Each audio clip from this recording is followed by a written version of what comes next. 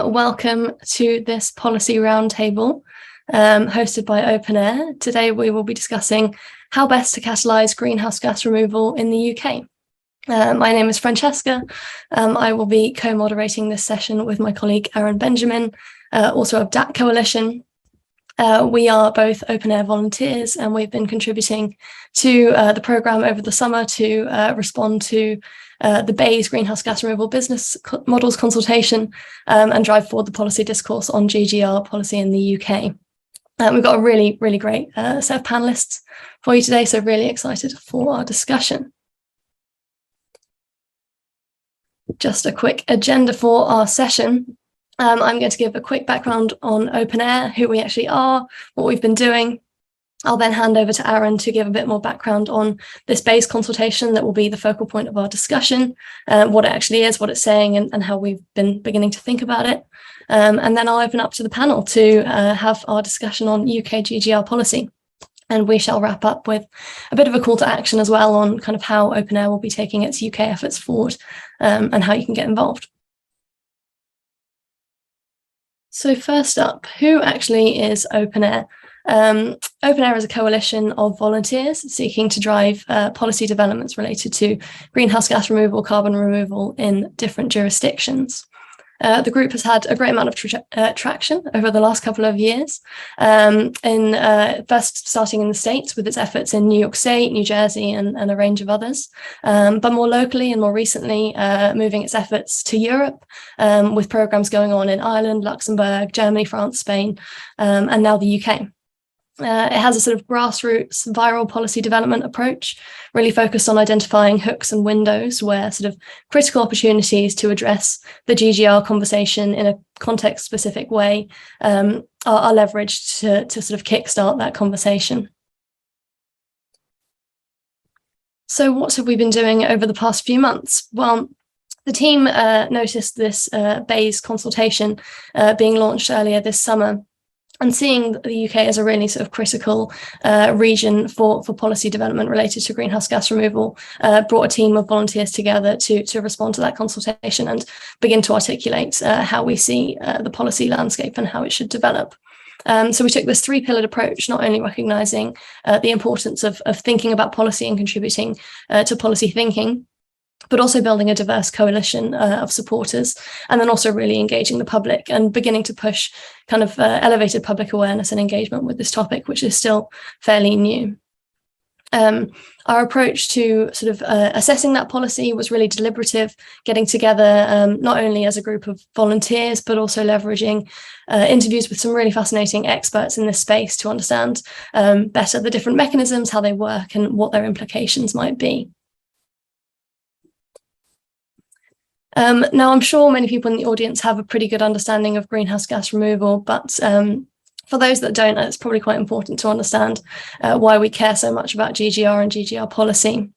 So GGR constitutes activities that remove greenhouse gases from the atmosphere and durably store them in geological, terrestrial, or ocean reservoirs or in products. GGR has been sort of increasingly recognised and embraced as a really important part of the net zero puzzle in recent years. And is now kind of seen as a key pillar and a key part of the climate toolkit, alongside, the ultimate imperative of reducing emissions at source, but also the sort of unfortunately increasing priority to adapt to climate change that's already happened. What does GGR actually involve? A very diverse and potentially increasingly so suite of technologies that vary along a lot of different attributes, but potentially a more useful axis is differentiating between technologies that store greenhouse gas emissions on land and potentially more temporary stores, and those that store them for a really long time in geological formations, as well as intermediaries that capture some of the benefits of both, as you see in the middle there. Now, the sort of scientific and technical wisdom is increasingly recognising and codifying that huge volumes of removal are going to be required to align with climate targets and temperature targets. And in fact, the IPCC recognises that gigaton scale removal is likely to be needed that's going to involve sort of an unprecedented rate and scale of deployment of new technology, and in turn require the mobilization of a huge amount of resources to basically start a new sector from scratch. Now, that's a pretty daunting challenge, but it's not without precedent. We have a lot to learn from how renewables, batteries, electric mobility has been sort of driven forward. And there's a really important role for policy, not only in sort of mobilizing resources and targeting them at this new space, but also in facilitating the transfer of learning so that we can make this happen in the very short time scale that we have to actually meet the goals of the Paris Agreement. So policy is going to be the focus of our discussion today. And at that juncture, I'm going to pass over to Aaron to talk a bit more about the policy landscape in the UK. So good afternoon, everybody. As Francesca said, I'll speak a little bit about the policy backdrop and the situation in which we find ourselves today and how we got to the BEIS GGR consultation, which will be the main subject of our discussion. The next slide, please. So early in October 2021, the BEIS and the UK government opened up a call for evidence on the greenhouse gas removals and looked for their viability in the UK and the role that the government will need to play in addressing some of the market barriers which face the industry today, concluding that engineered greenhouse gases come under 5 main categories of market barriers. These being that they lack predictable long-term stable revenue streams. The market in which they sell their credits on is largely immature and uncertain, especially around the future scale and the prices of which engineered GGRs will pitch themselves at. The UK, despite having a burgeoning CCES sector, lacks a strong and robust CO2 transport and storage infrastructure, as well as a largely accepted MRV standard, which will underpin the whole debate, not only in the public acceptance, but also in the credits that find themselves in the market. And lastly, and probably quite importantly, technology and construction risks exist for first-of-a-kind projects. So this kind of price apprehension is something that the UK government looks to overcome with the BEIS GGR consultation.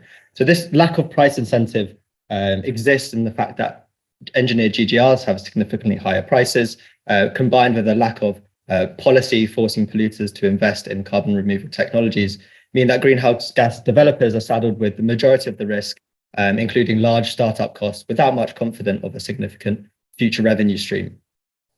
So all of this call for evidence fed into their net zero strategy that was published in October 2021. The net zero strategy contains some landmark commitments and set the path for the UK's decarbonisation strategy. While some of the details of the decarbonisation strategy are still somewhat unclear and the topic of much public debate, the government clearly listened to the call for evidence and set out the following commitments on greenhouse gas removal. The first pillar is the engineered removal targets, and the most tangible of which sees the UK aiming for 5 megatons of engineered removals by 2030, moving up to 23 megatons by 2035 and 78 up into 2050. So setting targets, as we know, is a great way to scale the industry and gives entrepreneurs and stakeholders something to aim for. So the engineered removal targets was a big pillar of our net zero strategy. The second pillar that was of critical importance and that we see BEIS delivering on presently is the drive and the commitment to fund innovation in the UK. So BEIS set out £100 million looking into direct air capture and other engineered GGRs. Currently, this competition is in phase 2, of which one of our panelists, Mission Zero Technologies, have been one of the funding recipients of. So funding this innovation ecosystem is critically important when technologies are in their nascency, and we need to see further scale as well as further efficiency as well. And finally, the thing that the subject of today's webinar is that BEIS set out a incentive to develop markets around greenhouse gases. And to do this, they would like to consult on preferred business models to incentivize early investment into greenhouse gas removals. Two other things that we don't see on this slide, but are of critical importance as well, is the UK government's and BEIS' call for evidence in the role that the UK emissions trading scheme can have as a potential long-term market for greenhouse gas removals. As well as that, they have set out a task force, a BEIS-led task force, looking into monitoring, reporting and verification, as well as seeking an amendment to the Climate Change Act to include engineered removals in the UK carbon budget. So a critical pillar, the net zero strategy really does embrace greenhouse gas removals as one of its main targets. Next slide, please. So what does the business models consultation go into? So there are 5 main sections in which BEIS looks to consult on. The first is their intention to develop a contract-based business model for early GGR projects, something that we've seen a lot of success with renewables. The second to be the design elements of their feature, mainly around contracts for difference, negative emission payments, and negative emission guarantees, which I'll go into in a bit more detail on the next slide. The third around potential market frameworks for negative emissions, looking into compliance markets versus voluntary markets. The fourth being, and probably the most important element in some perspectives, is approaching MRV and how to set out a concrete MRV in which underpins trust into the market. And finally, the applicability of different GGR business models to specific technologies. So looking at things like BEIS and BECS and DACs as particular focuses for this consultation. So what does the UK proposal look into in a bit more detail? Well, firstly, they have 3 main objectives. The first is to create a mature market for GGR so that we can predict stable revenue streams for the future. They made this clear throughout their proposal that this is what they intend to do. Firstly, playing a largely active role at the start and withdrawing a participation as the market matures. Secondly, as I said previously, they look to support their net zero strategy targets, giving tangible numbers for the industry to reach at scale. And thirdly, to build a competitive GGR sector in the UK, to be a leader on the global stage in GGR and support this continuous innovation that the UK has fostered well up until now and aims to continue. The second pillar is technology focus. So what kind of GGRs do they focus on in this proposal? Well, firstly, an importance of tech neutrality is to make this a level playing field for investment. The technology, as we all know, is in its nascency. And whilst it's in its infancy, it would be wise not to pick winners and risk lock-in for the future. They make it clear that the eligibility for which technologies will be involved will be underpinned by a robust MRV, as well as this non-CO2 GGRs will be in scope, so anything that withdraws methane, for example. But like I said, the emphasis will be on DACs and BECS and excludes CCUS and nature-based solutions. In terms of support mechanisms, the government is putting forward 3 main support mechanisms based on this contract-based business model. The first being a negative emissions contract for difference. And for those who are unfamiliar with the term, a contract for difference is a mechanism in which the government provides project developers with a fixed strike price for their negative emissions based on their costs and return on investment. When the market price differs from this strike price, either the government makes up the difference or the project developer pays the government, depending on how the price varies. A negative emissions payment sees project developers or GGR companies receive a payment per ton of carbon they remove. This is similar to the tax credit we see with 45Q in the US. And the negative emissions guarantee involves providing a backstop price for project developers to sell their negative emissions at and exercise the option to cash it in if the market price is lower. What we'll see with these contracts for differences is a typical reverse auction. And again, for those who are unfamiliar with the term reverse auctions, this is a way for developers to compete for government support whilst driving down the price and increasing competitiveness in the market. So onto our final pillar of market creation. How does the UK government and BEIS look to integrate GGRs into a market? They set out two main pillars here, either through a regulated voluntary market or through a compliance market where they look to integrate negative emission credits into the UK emission trading scheme. So that's our policy backdrop done. Now time to introduce our panelists for today's talk. Next slide, please. So first up, we have Andrei Shabir. He's Managing Director at Counteract, an early stage carbon removal investment fund that also focuses on research and development of seed and pre-seed carbon removal companies. Second up, we have Dr. Nicholas Chadwick, CEO of Mission Zero Technologies, a modular direct air capture company that uses the energy efficient combination of both electrochemistry and ambient conditions to capture CO2 at a low cost. Simon Manley, Head of Carbon at Undo. Undo uses enhanced rock weathering, which involves the spread of basalt rock dust onto soil to improve its health and carbon sequestration ability. And Dr. Gabriel Walker, who has a CV that would probably take up the hour if I try to enlist all of her involvements in climate change solutions. But importantly, she is founder and director of Valent Solutions and Rethinking Removals, both of which aim to provide a platform for conversations on climate change solutions. Okay. Great. So welcome, panelists. To kick us off, I think it's important that we ground any discussion with some context as to why GGR matters, why it deserves a place at the UK climate policy table right now. GGR itself has many frames, whether it be an obligation for managing historical emissions, as we know that the UK is notorious in some senses for this, or as an imperative to meeting the net zero targets as laid out in the net zero strategy, or for the entrepreneurs out there as a future $1 trillion global industry, as it has been pitched to recently. So Gabriel, as someone that thinks about GGR on a systems level day to day, where does GGR fit into the UK's climate priorities, and why is it important that the UK government is advancing GGR support right now?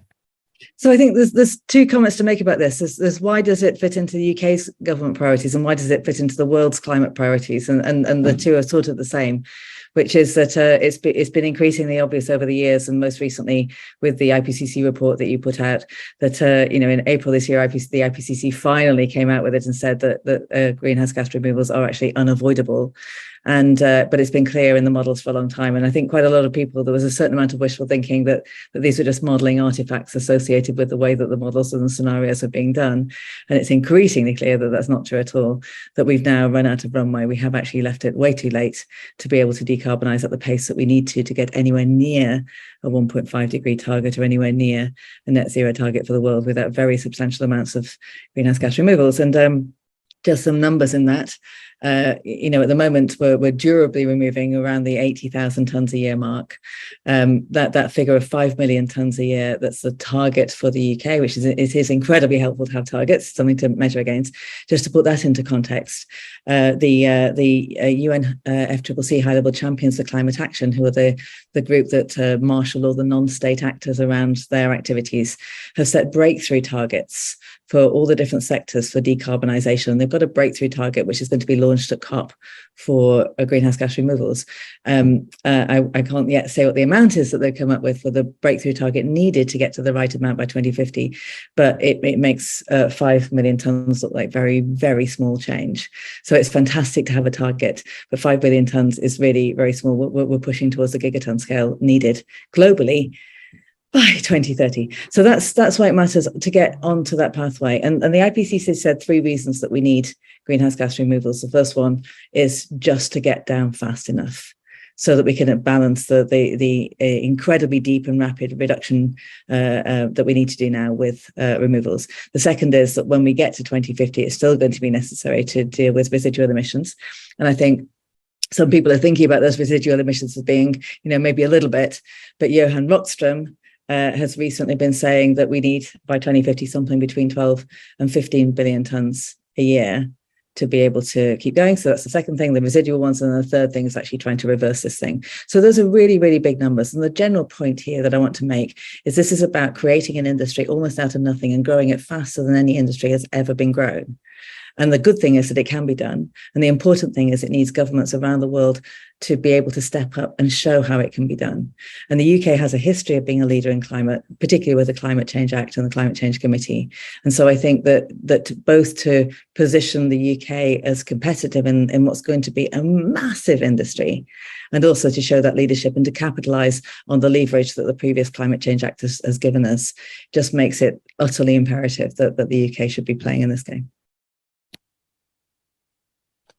Thank you so much, Gabrielle. And I think that's really a useful provocation to highlight just how small what we're doing now is compared with what needs to be done. I do want to say, but utterly essential. I don't want to diminish it. Utterly essential. No, of course. And I think no one's doubting that. But I would like to invite Andrew perhaps to comment, because I think he works very closely to kind of a network of innovation and investment and development that is happening already in terms of GGR development in the UK. Could you help us by characterising what's actually happening already and perhaps where you see it going in the near future? Sure thing. I think the UK has some amazing assets, and in some places we are getting amazing traction. As Gabrielle says, we are at the foot of the mountain here. I think we can be incredibly proud of the academic backdrop against which the private sector is innovating. Amazing centres of innovation, research, development at Oxford, at Cambridge, at Heriot-Watt, at Southampton, at Exeter, etc., etc. I could talk for an hour about the output in the UK. And it really is, it's the foundation, I think, of innovations happening worldwide. We do have a really strong startup culture, some of them represented here, but there's a really amazing community of entrepreneurs in all GGR pathways. And I think alongside them, a really good community of mission-oriented early stage investors who are prepared to take a lot of risk. And also kind of advance the agenda, really roll their sleeves up and get their hands dirty, to help contribute expertise, to help fund risky projects and drive innovation. I think also it's important to remember, I know it's not strictly within the scope of this consultation, but we do have a very good culture in this country of valuing natural capital, and we have an innovative agricultural sector, and I think preparedness to think about non-engineered solutions that I, for one, am convinced will be part of getting to that gigaton scale. So while it may be a little off topic for now, I do think it's really relevant.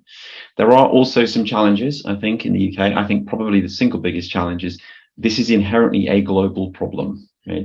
I don't think there's ever been something that is so inherently global. GGR comes from the air, and we share the air, obviously, around the planet. But also right now, because we're talking 100% about voluntary markets, purchases could come from anywhere. And at the moment, the supply could go anywhere.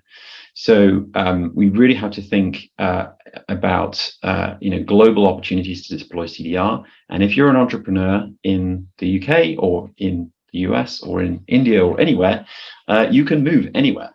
Right? And at the moment, the UK isn't an easy place to be a GGR engineer, entrepreneur. I'm sorry. I think there are a number of places where we're a bit behind. Obviously, particularly behind the US. And to be honest, it's very rare for me not to talk to an entrepreneur in the UK who's planning to, deploy operations overseas, either because there's better public sector support, or there's better private sector support, or there are better natural infrastructural opportunities that they want to capitalize on. So I'd say, in the UK right now, it has troubled me historically that public sector support tends to be through discretionary grants, which I find difficult to navigate. Personally, I think a lot of our entrepreneurs find difficult to navigate. They're big, they're lumpy, and inevitably they're not always right. So I'm excited to see a market-based mechanism under discussion here. I think there is, while I said there's a good population of mission-oriented early-stage funds, there isn't very much capital that funds the rapidly capital-intensive growth of a lot of these engineered solutions, and it's quite extraordinary that as companies in direct air capture or in bikers will scale, their capital intensity really ramps very, very fast, and suddenly funds that manage 1, 2, 3, 4, 500 million are not big enough lead the investment rounds that are required. And the traditional infrastructure finance, which requires sort of tech risk to be cleared, doesn't necessarily want to back first of a kind plants. There are more of those kinds of investors in North America than there are in the UK, and to be honest, increasingly there are more of those in Europe than there are in the UK. So I think that we're at an emerging disadvantage there.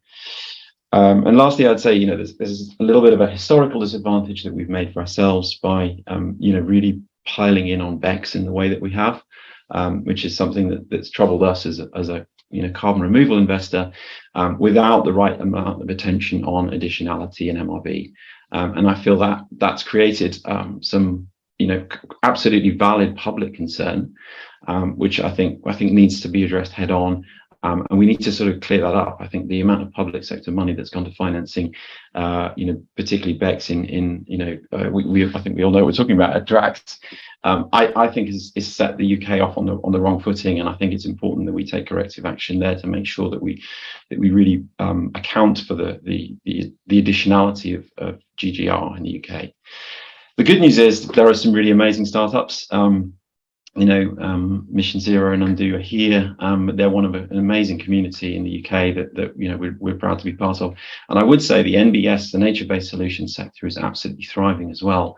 The economics of that is an area that needs particular support, and it's something we'd love to see more help beyond this consultation in. So I think that'll be the next concentric ring for us to think about how we value natural capital more broadly to make greenhouse gas solutions, you know, that are less engineered, and often it's a grey area between engineered and nature-based. It's not a black and white divide. And in particular, I'd say biomass-based solutions, biomass conversion and sequestration solutions are going to be an important part of getting to gigaton scale, and we'd like to see those supported. I don't want to take the whole session talking about the kind of UK backdrop, but in the round we've got work to do, but we're starting from an exciting place. Yeah, thank you, Andrew. You know, a really comprehensive summary there of the ecosystems with its disadvantages and its opportunities. So very well said. Speaking to some of your points about early movers in the space and early entrepreneurs, Nick, I think this is a great time for you to come in. As someone that's actively engaging in the GGR ecosystem with Mission Zero, can you share your own views on the same point? What do you see as some of the unique, perhaps, advantages of working in the UK? And conversely, speaking to Andrew's points, are there particular barriers that you see in the UK which might not be as pronounced as other places, namely in the US? Yeah, of course. So, I mean, I would start by simply echoing exactly what Andrew said, and Gabrielle as well, and saying that, you know, we have a lot of really great resources in the UK to build what is, you know, the beginnings of a fantastic and frankly huge potential market, $1 trillion industry for carbon removal, particularly greenhouse gas removal. You know, we have great universities, we have a great startup culture. There are a lot of great things going for us in the UK. I think if I were to start speaking about some of the challenges that maybe we might encounter going forward to enable companies like Mission Zero or Undo or others in the space to start deploying as quickly as they can, because I think something that keeps me up at night is something that, you know, Gabrielle was talking about, in that you know, the amount of removal we have to do in the time frame that we have is frankly, you know, a little bit terrifying. You know, it's not like the solar industry where we have like 25 years to scale up and now they're everywhere. We have 8 years to go from 0 to 2030, removing, at least globally in DAX case, like 80 megatons a year or something like this. So even if you account for like the scale up of, like, let's assume every startup in the space like scales and wins concurrently with each other, which might not be the problem because there's enough CO2 to go around, right? The issue is that unless like governments, whether it's the UK or the US or other locations, really enable those companies to begin scaling up quickly, we're just not going to get there. It has to be a full, everyone has to move forward at pace, essentially. And there's a lot of things that, a lot of cases of like developing things as we're going. Like, it's not the case where we can go like, right, let's do this. Now we can move on to this one. We have to be concurrently solving all the problems across government, across startups, across the investment space, concurrently with each other. So it feels sometimes like a, you know, you're just coming up against problems, and it certainly makes it an interesting space to be working with.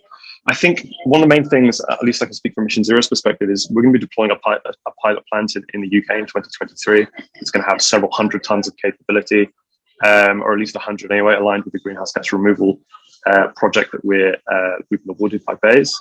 And this is going to be taking CO2 and converting it into synthetic building aggregates, and taking CO2 directly from the atmosphere and turning it into building blocks that make people's houses, right? So you have that nice alignment of economic incentive with environmental needs at the same time. It's kind of changing our perspective on the way that we do things, rather than being subtracted from the environment.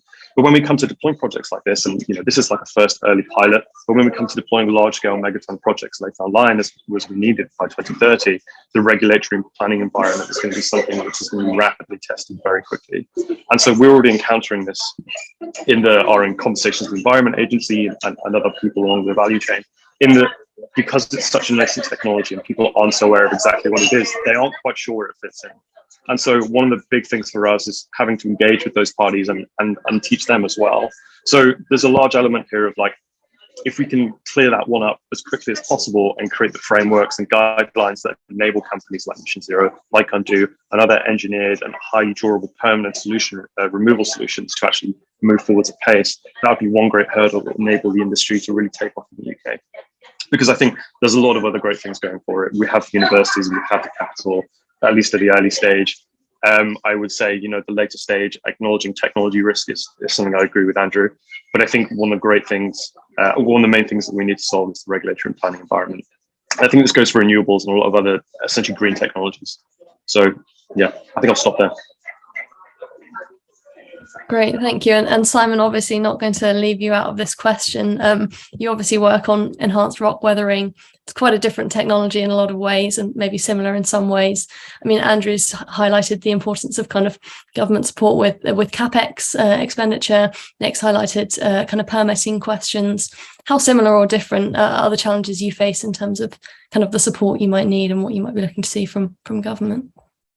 There's little more than I can say that hasn't been said already in terms of the need for government support across the piece, not just choosing one particular technology, but supporting all of them. I think one thing I could add is I find it enormously unhelpful separating the definition of these technologies into engineer-based and nature-based. I think it's kind of irrelevant.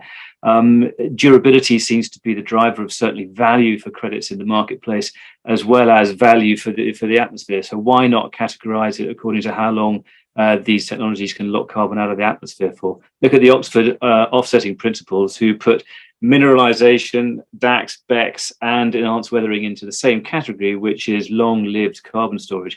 We're all in that family, and we should be represented equally. And in that regard, well, we're going to come to this in a second, but what the hell is the government doing not supporting all of those equally? Thank you for that. I appreciate that. And I see Gabrielle clapping as well. So glad we have concordance. I mean, this has probably already been touched on to an extent, but moving it more into the sort of policy discussion, there's obviously different ways in which the government can intervene to support this sector. We might talk a bit later on in the discussion about the supply side interventions. They also highlight the importance of the demand side and the MRV stuff. Perhaps I can ask the panel to help us kind of characterize what the balance looks like currently and where it might be best for government to intervene, both in the UK and then globally. Is this something maybe Nick could start us off on? I think, yeah, I mean, there's certainly a variety of areas that I think the government can really provide like catalytic support on. I think it's just moving this whole regulatory environment forwards, providing like stability to the ecosystem essentially, and saying this is what we're going to be doing going forward.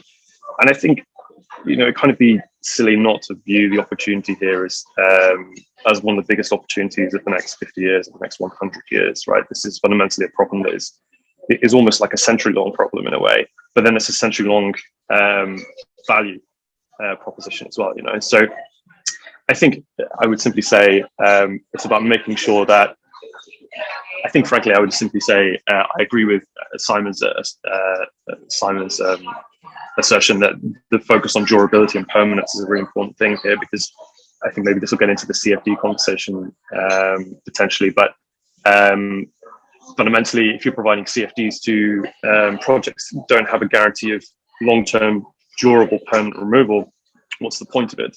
Because all you're doing is supporting a project that's going to exist for 20 years. And then 20 years later, after the project's finished, your carbon removal will be undone. Essentially, you'll be re-emitting the atmosphere, re-emitting CO2 back the atmosphere. So this kind of focus on not just like, oh, what's the cost and, how do you remove CO2, but it's like, what's the MRV? Can provide strict guidelines around that, support the market to then monetize properly. And fundamentally, backing a variety of solutions. I don't think, anyone, say in my field in direct air capture, would say we're going to do it all. We need everyone to contribute and fight climate change equally. I also don't want to have to be responsible for delivering the entirety of, CO2 removal for the entirety of climate change. But if I could, I would, but I don't think that's feasible. Fundamentally, it's about ensuring that we're not just doing this in a kind of in a way that just pushes the problem off later. It has to be one that we take a decisive stand now and ensures that there's durable, permanent removal for tens of thousands of years. And so that focus on mineralization, enhanced weathering, durable storage has to be factored into whatever kind of regulatory environment, I think, with a real increasing importance. And I think it's a nuance which is getting further traction in the space. But unless we embed that now, we run the risk of creating something which isn't for purpose. And we find ourselves in 20 years' time, 30, 40 years' time with a solution which, was kind of compromised from the start. So I would say actually that real focus and understanding of durability and permanence and re-release and what that means for the regulatory environment the government wants to set up is a really important thing to factor in now. Thank you. I might turn to Gabrielle then, since she looks eager to come in on kind of that current balance, and Nick's highlighted the importance in regulating quality, regulating also definition. Is that a trend you're seeing on the global stage, and is this something that you think needs to be translated into the UK policy direction? Everybody's desperate for definitions of standards, for MRV, for what a removal even is. You still have people thinking that CCS on a chimney stack is a carbon removal. You still have people who hear carbon removal and think that means trees. You still have people who hear carbon removal and think that only means big machines that suck stuff out of the sky and there's nothing else in between. And you still have this divide between nature-based solutions, whatever the hell that means, and engineered, whatever the hell that means.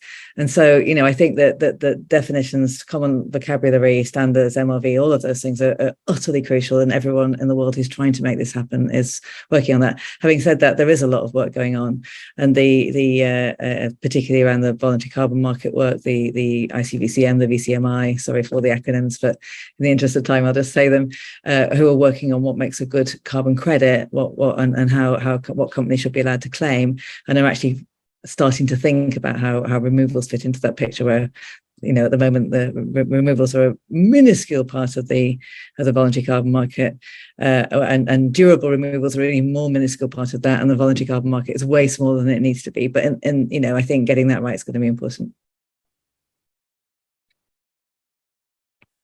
Thank you so much. And we've got some interesting questions kind of related to kind of intervening on a tech-specific level coming in from the audience as well. So Aaron, maybe I'll ask you to move on to our next kind of theme for the conversation. Yeah, sure. Just while we're on the topic of market-related interventions, we've got a question from Yori Abe. So he poses for the panel: in your opinion, how can market-orientedness of policies be reconciled with supporting a host of different technologies? I don't know who wants to take that first. Go on, Gabrielle. Okay, I'll take a bit of it. I think that there's a measure of skepticism about whether market-based approaches are really right here. And what I think the answer to this is the same answer that there is to most of the climate solutions that we're approaching, most of the removals, which is we need absolutely everything and then some, and then we might have a chance. I know I'm laboring this point, but there it is. So I think within the market-based mechanisms, in a way, I think that's one of the ways to be as technology neutral as possible. But that does require, what makes a quality carbon removal, to have a real careful look at what the issue of durability and also the issue of potential side effects that could cause damage, and also the potential for co-benefits. And I think there's a lot of work going on to how to label carbon credits in a more subtle way than they currently are in the carbon market. So that's kind of one quick response to it. And another response is that I might be getting ahead of the question, so sorry about this, but there's a question about is a contract for difference the right way to do it? And that's obviously inherently a market mechanism, and it's a way to get long-term guarantees, which all of the suppliers that we speak to are saying is essential. But there are other ways too, which could be somewhere between market support and things like a CFD, like large-scale procurement, for example, which is something the US are doing both. They've got 45Q as a tax credit, but they're also starting to look at serious possibilities for procurement to drive that. And I think I wanted to throw this in because it came up earlier. How do you get project financing for something like this when you don't have any history, you don't have any understanding of risk, who's going to take that risk on? And advanced market commitments is just something, another piece of terminology I wanted to throw into this mix, because it's increasingly clear that very strong demand signals need to go in. It's not just about making a market mechanism and hoping for the best, it's really driving that demand signal. And so developments like the Frontier Fund, this $1 billion fund from a bunch of companies that is specifically trying to do that, and using the vaccines advanced procurement approach. So that was done so successfully around the world. If you'd asked anyone, including me in the beginning of 2019, how long it takes to make a vaccine for a new virus, you'd have said, well, at least 15 years, maybe 20. And we did it in 1 year with this mechanism of, if you build it, we will buy it. And so I think that's somewhere between government support, procurement, and a market mechanism that can be really powerful, and equally is technology neutral beyond it has to meet these basic requirements that and anything that does it will take. Simon, I can see you raise your hand, so do you want to jump in?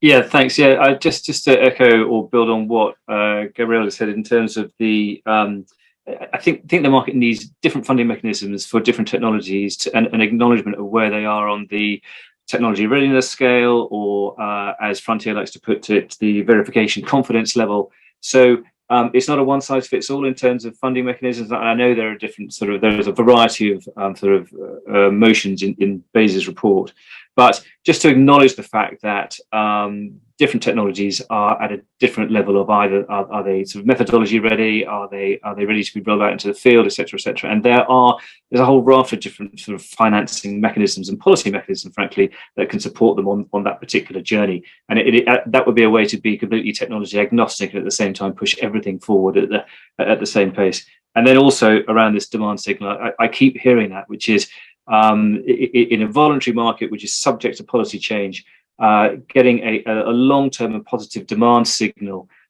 for the actual credits that we'll work so hard to produce is absolutely essential to bringing private sector investment into this particular marketplace. So any policies or market mechanisms that can support that, I think, would be absolutely crucial. Yeah, go on, Andrew.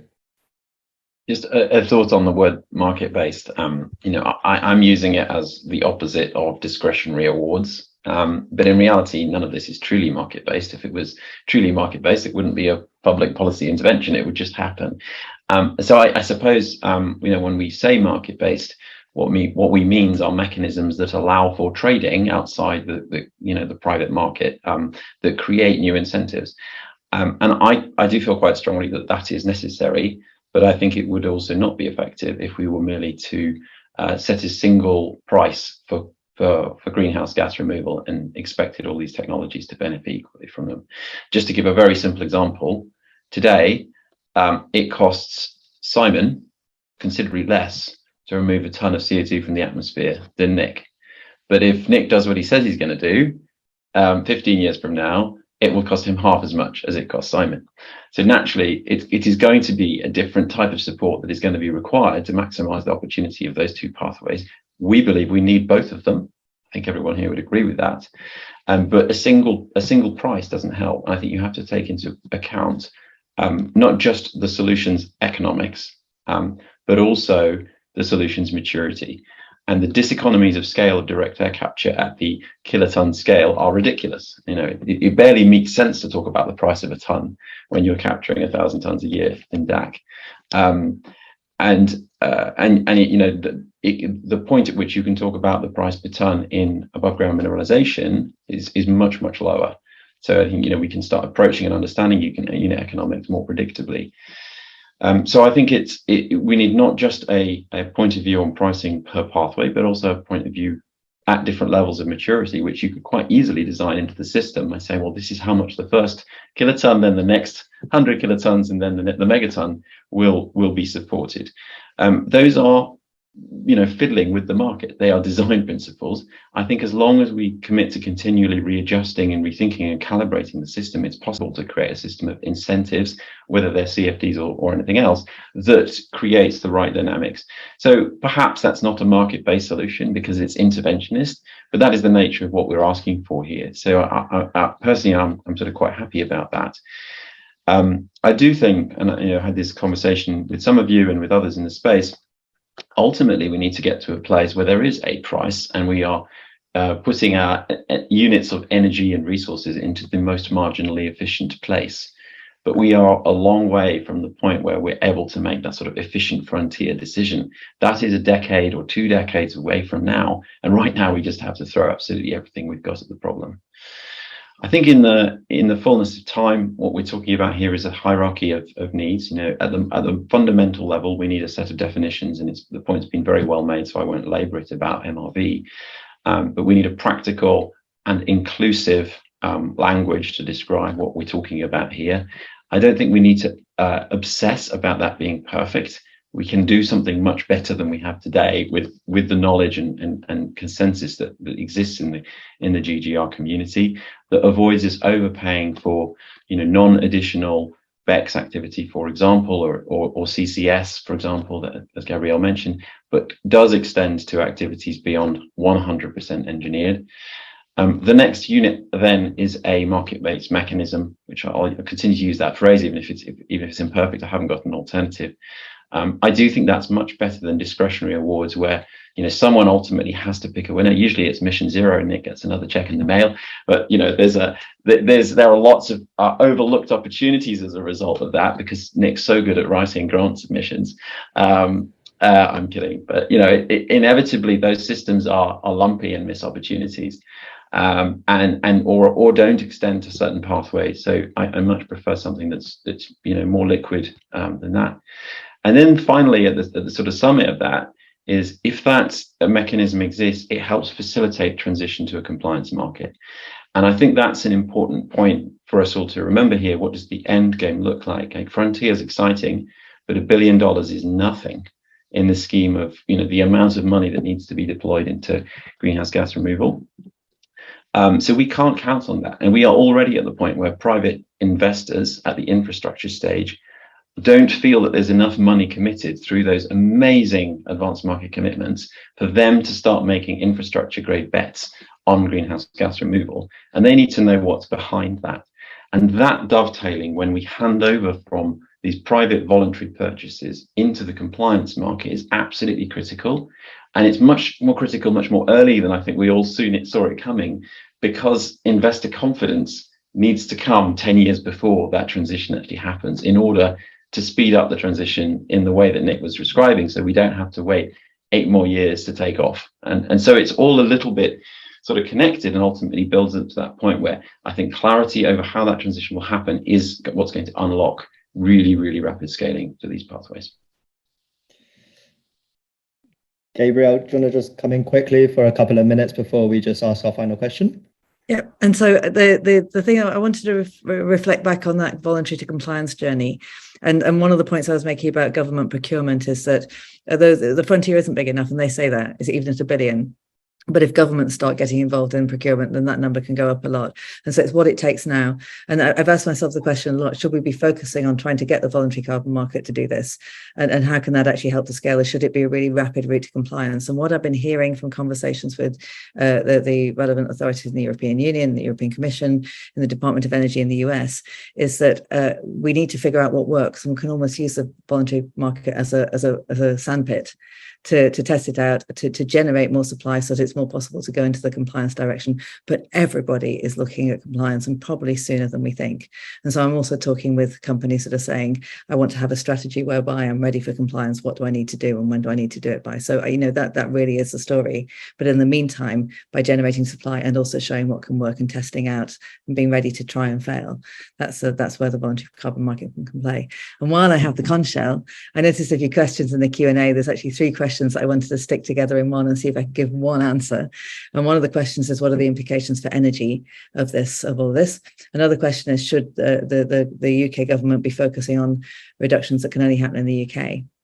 And the third question was, 80 megatons may or may not be enough for the UK, but how does that fit into the global goals for net zero?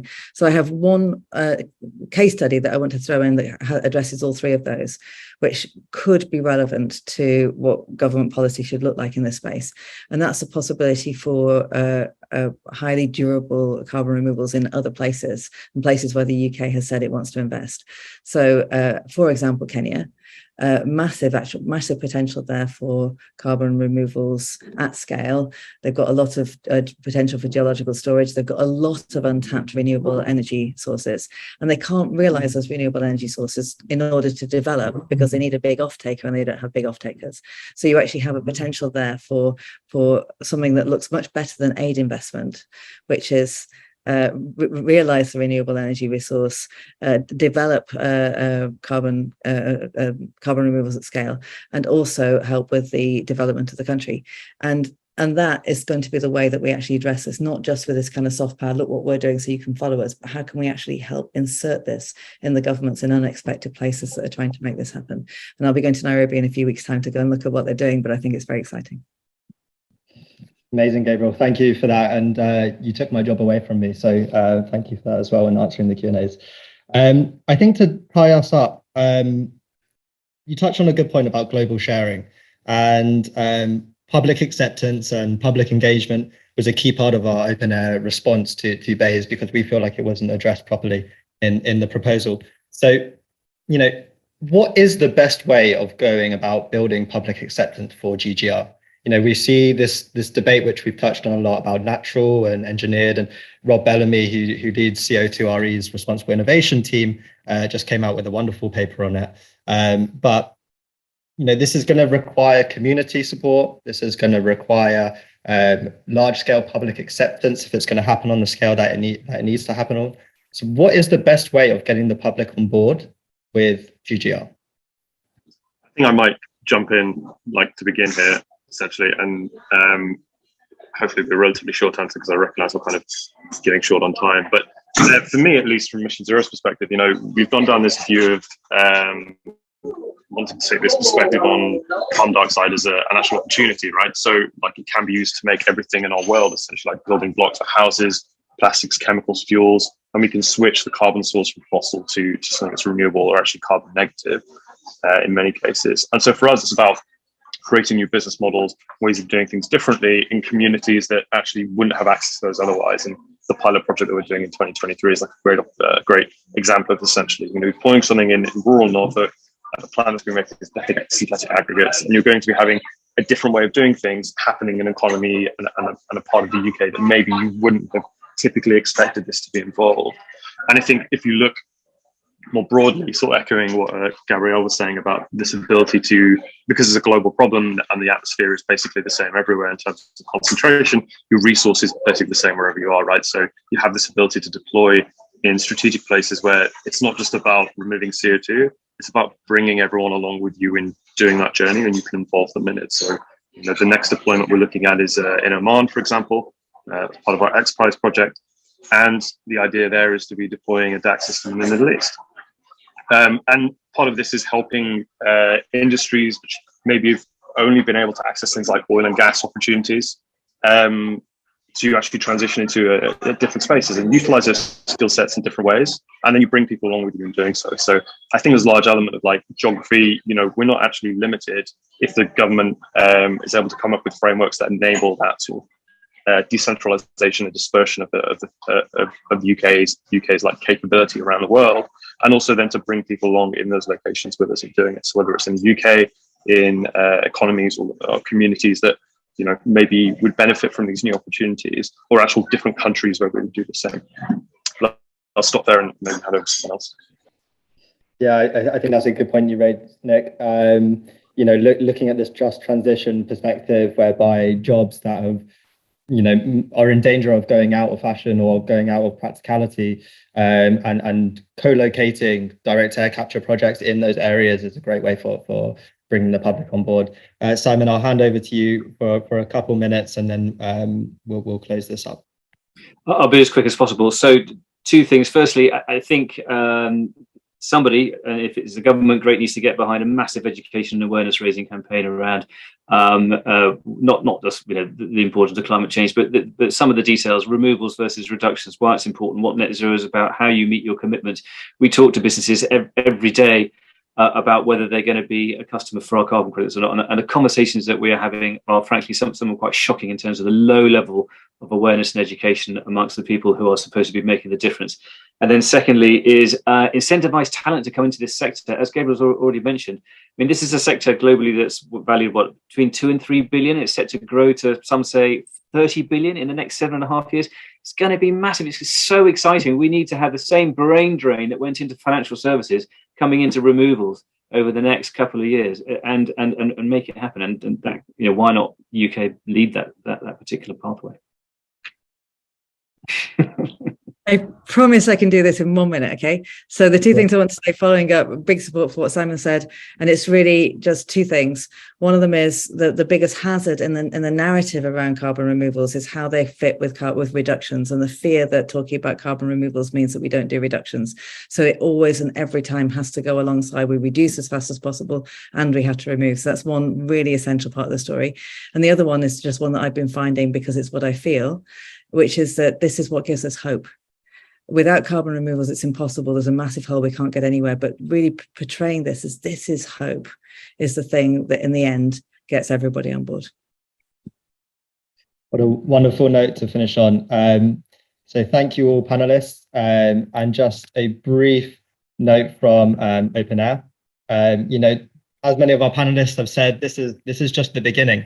And we're going to need to bring the public on board across all sectors of society, across all ages. Public awareness and understanding of GGR is currently really low and just emanates in the realms of entrepreneurs, financiers, and policy experts. So, we want to spread this as far and wide as possible and form this carbon removal coalition.